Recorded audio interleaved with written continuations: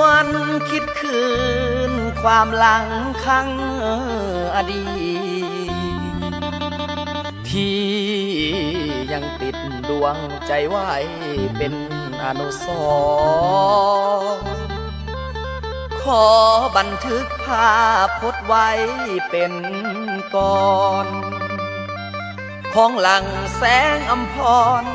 ตอนนี้ส่วนนี้ลันวันเดือนปีถึงมันยาย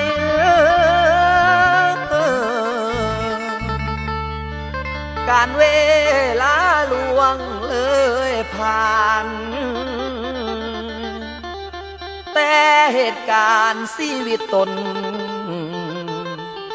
ขอทวนคนแม่นเสก่อนไปน้อแฟนโอ้ยพาคุณ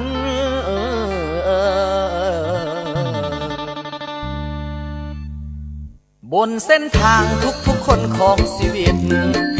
มีอดีตของไผเองแท้เพื่อนปัจจุบันหรือผ่านมาที่คุ้นเคยบอกได้เลยว่าเฮานี้ลืมบ่ลงดอกความหลังทั้งอดีตที่เคยขีดความทรงจำอนุสรณ์ชีวิตหักขังเริ่มต้นที่ห้างก่อนตอนอยู่วงดนตรีขาวมณีหญิงคนนั้นเข้าใจกันเหมือนชีวิตผมลิขิตแยกทางเฮาให้เหันจึงได้พากจากดวงใจสู่เวียงจันทร์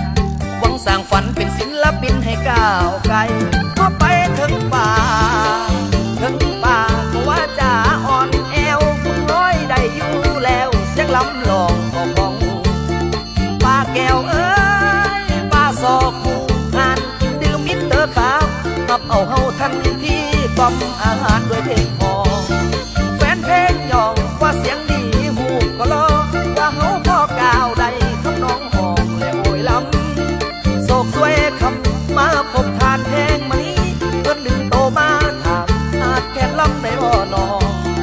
เลยขอห้องจานดึงกองให้สู้สวยอำนวยก่อนส่งให้สุขความมุ่งไปฝัน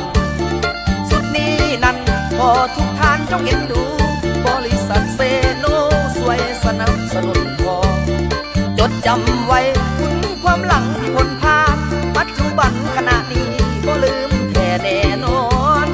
บันทึกทอนไว้ในแผนเพื่อทรงจำสุดล้ำของแสงอำพรหลังบ่ลืม